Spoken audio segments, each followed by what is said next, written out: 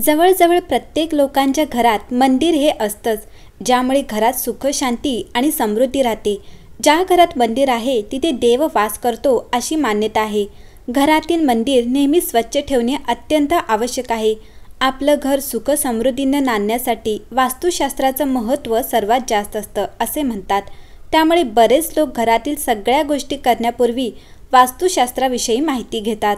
मंडळी, घराच्या मंदिराशी संबंधित देखील वास्तुशास्त्रामध्ये काही नियम सांगण्यात आले आहेत. हे नियम लोकांनी पाळले तर त्याचा त्यांना खूप फायदा होईल असे देखील वास्तुशास्त्रात म्हटले आहे. मंडळी, गणेशाची मूर्ती घरातील मंदिरात असावी. मात्र जेव्हाही तुम्ही तुमच्या घरातील मंदिरात गणेशाची मूर्ती ठेवाल तेव्हा ती मूर्ती तुटलेली नाही हे पहा. असे करणे अत्यंत अशुभ मानले जाते. घरातील मंदिरातील गणपतीच्या मूर्तींची संख्या 3, 5, 7 किंवा 9 या विषम संख्येत नसावी. घरातील मंदिरात गणेशाच्या 2 मूर्ती ठेवता येतात. या मूर्ती अशा प्रकारे एकत्र ठेवाव्यात की त्यांचे तोंड नेहमी उत्तरेकडे असावे. गणेशाच्या मूर्ती समोरासमोर ठेवू नयेत. जर तुम्ही घरातील मंदिरात शिवलिंग ठेवत असाल तर लक्षात ठेवा की शिवलिंगाचा आकार फार मोठा नसावा. तुमच्या पूजा घरात नेहमी लहान आकाराचे शिवलिंग ठेवावे आणि या शिवलिंगाला रोज जल अर्पण करावे. मंदिरात किमान 5 देवतांच्या मूर्ती ठेवाव्यात, कारण वास्तुशास्त्रात या अंकांना खूप शुभ मानले गेले आहे. 5 देवतांच्या मूर्तींपैकी किमान एक तरी देवीची मूर्ती ठेवावी. घरातील मंदिरात नेहमी कृष्णासोबत राधाची मूर्ती ठेवा. एकट्या कृष्णाची मूर्ती कधीही ठेवू नका किंवा राधाकृष्णाची मूर्ती एकमेकांपासून दूर ठेवू नका. पूजेच्या वेळी तांदूळ नक्कीच वापरा. देवाला तांदूळ अर्पण करताना तुटलेले तांदूळ वाहू नये याची विशेष काळजी घ्या. पूजेच्या वेळी देवासमोर जो दिवा लावला जातो तो पूर्णपणे योग्य असावा आणि तो कोणत्याही ठिकाणाहून तोडू नये. त्याचप्रमाणे तुम्ही देवाला अर्पण केलेली फुलेही अतिशय स्वच्छ असावीत. पूजा कक्ष वास्तूनुसार घरात 9 इंचापेक्षा जास्त उंचीची देवाची किंवा देवीची मूर्ती नसावी. घरातील मंदिरात देवाचे युद्धाशी संबंधित म्हणजे महाभारताशी संबंधित वगैरे फोटो लावणे टाळावे. ज्यामध्ये देवाचे रूप कोपलेले असते असे लावणे टाळावे. सकारात्मक ऊर्जेसाठी देवाच्या मूर्ती नेहमी सौम्य, शांत आणि आशीर्वाद आसनात असू द्यावे. मंदिर कोठेही असले तरी तेथे पूजा करण्यास जागा असावी. काही विशेष पूजेसमयी संपूर्ण कुटुंब प्रार्थना करण्यासाठी एकत्र येते. त्यावेळी संपूर्ण कुटुंबास बसून प्रार्थना करण्यासाठी पुरेशी जागा आहे याची खात्री करून घ्या.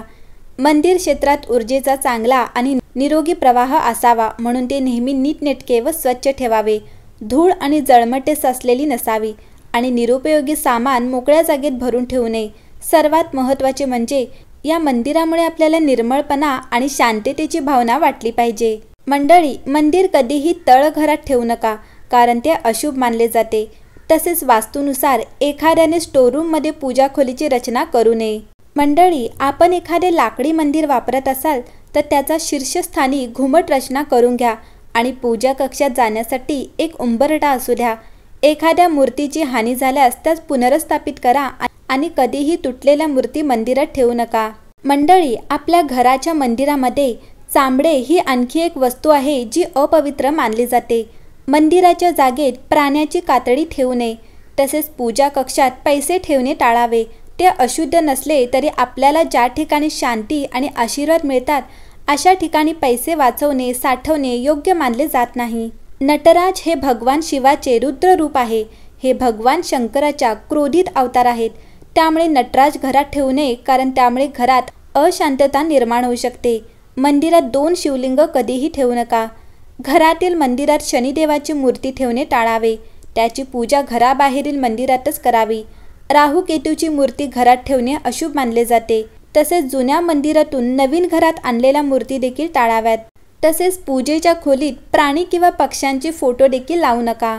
मंडळी, घराच्या मंदिरात जळलेली काळी वात किंवा जळलेली माचीस किंवा सुकलेले फूल कधीही ठेवू नका. यामुळे घरात नकारात्मकता येते.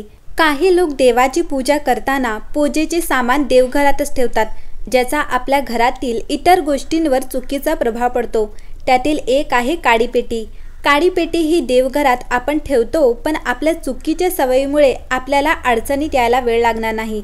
वास्तुशास्त्रानुसार घराच्या मंदिरात पेटलेली माचीची काडी कधीही टाकू नये. मंदिरात ठेवलेल्या पूजेच्या वस्तू नेहमी सजवून ठेवाव्यात. घरातील देवतांची मूर्ती किंवा चित्र नेहमी प्रसन्न मुद्रेत ठेवा. मंदिरात ठेवलेले चित्र किंवा मूर्ती यामध्ये काही अंतर ठेवावे. घरातील देवघराभोवती पूर्वजांचे फोटो लावू नयेत. घराच्या मंदिराजवळ पूर्वजांचे फोटो लावणे अशुभ मानले जाते. या ठिकाणी पूर्वजांचे फोटो लावणे हा देवाचा अपमान मानला जातो. जर तुम्ही तुमच्या घराच्या मंदिराजवळ तुमच्या पूर्वजांचा फोटो लावला असेल तर तो काढून टाका. पूर्वजांची चित्रे नेहमी दक्षिण दिशेला लावावीत. तसेच फाटलेली जुनी धार्मिक पुस्तके मंदिरात किंवा त्यात ठेवू नयेत. त्यामुळे घरात नकारात्मक ऊर्जा वाढू लागते. याशिवाय सुकलेली फुले देवघरात ठेवू नयेत. असे केल्याने जीवनात नकारात्मकता वाढते आणि उदासीनता येते. जर तुमच्या घरात सुकलेली फुले असतील तर ती तेथून काढून टाका. अनेक लोक घरातील मंदिरात विविध शंख ठेवतात. वास्तुशास्त्रानुसार मंदिरात एकापेक्षा जास्त शंख ठेवल्याने वास्तुदोष निर्माण होतो. त्यामुळे जर तुम्हाला लक्ष्मी आणि भगवान विष्णूची कृपा मिळवायची असेल तर घरातील मंदिरात फक्त एक शंख ठेवा. घराच्या मंदिरात किंवा आजूबाजूला रद्दी किंवा जड वस्तू कधीही ठेवू नयेत. गृह मंदिरात फक्त देवाच्या मूर्ती आणि चित्र योग्य स्थितीत ठेवावीत. मंदिरात पूजेदरम्यान अर्पण केलेले पूजेचे साहित्य जसे फूल, मिठाई, अगरबत्तीची राख गोळा करू नये.